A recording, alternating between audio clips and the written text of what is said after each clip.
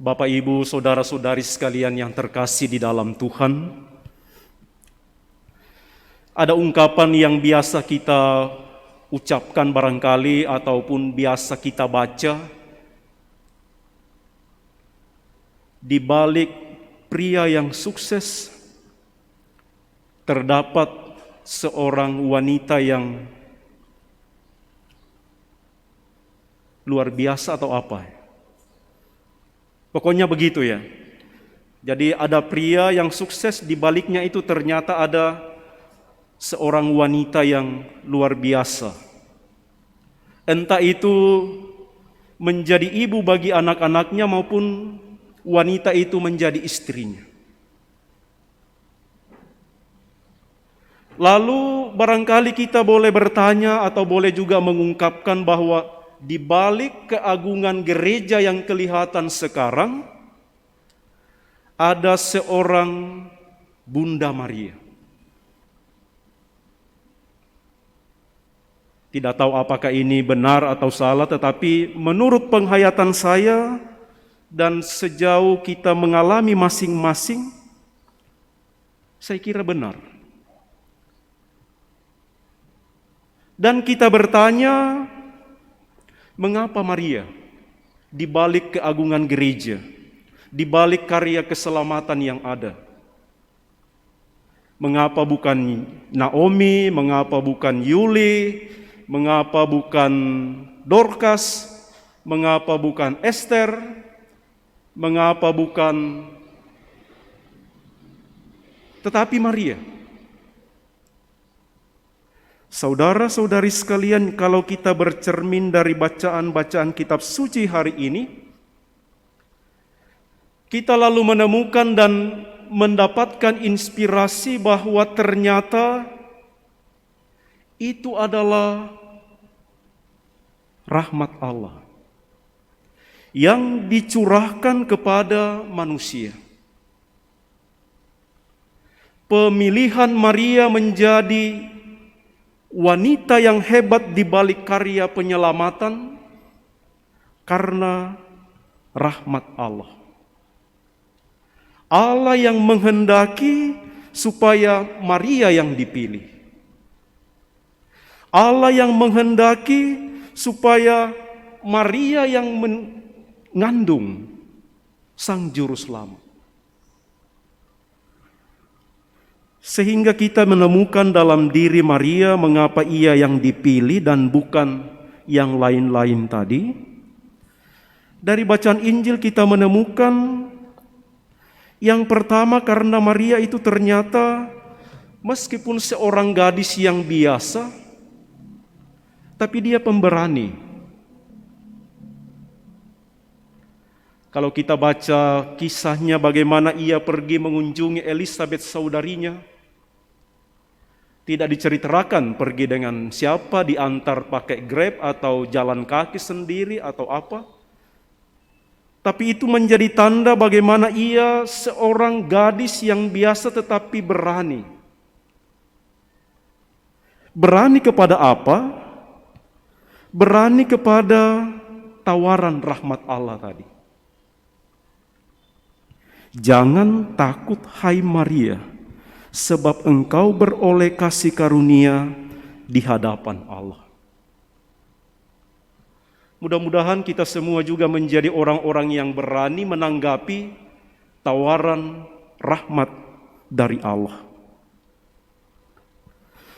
Maria bukan hanya lalu berani tanpa perhitungan, berani buta-buta bahasanya, tetapi berani yang membuka hati kepada rahmat Allah.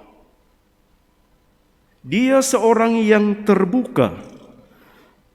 Roh Kudus akan turun atasmu dan kuasa Allah yang Maha Tinggi akan menaungi engkau.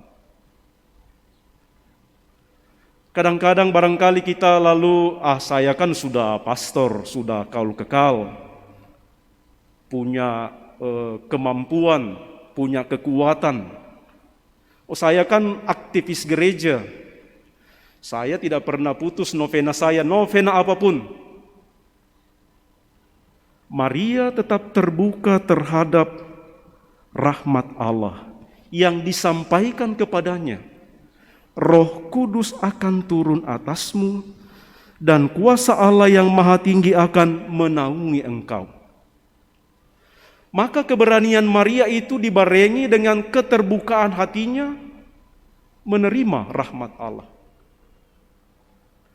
Dan yang ketiga, saudara-saudari, sudah dikaruniai, sudah dikandung sejak awal, sudah terpilih menjadi bunda, tetapi Maria tetap mengatakan kerendahan hatinya.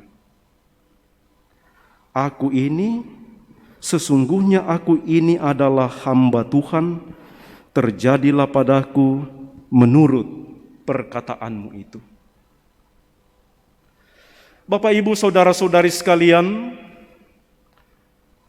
silakan nanti dalam percakapan pribadi atau dalam komunikasi dengan Frater John, mengapa berani membaharui kaul? Kenapa tidak keluar saja, pergi?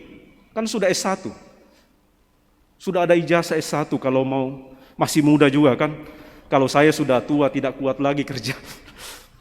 Tanya, mengapa kau masih mau membaharui kaul-kaulmu? Mungkin dia akan jawab seperti itu, saya berani karena saya merasa mengalami dipanggil oleh Tuhan. Dan saya di tengah keterbatasan saya terbuka terhadap rahmat Allah. Maka saya tetap berani mau membaharui kaul-kaul saya.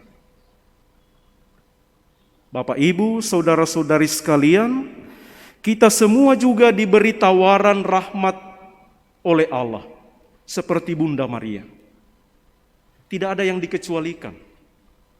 Anak kecil, tua, muda, pria yang sukses maupun wanita yang sukses, semua diberi tawaran oleh rahmat Allah.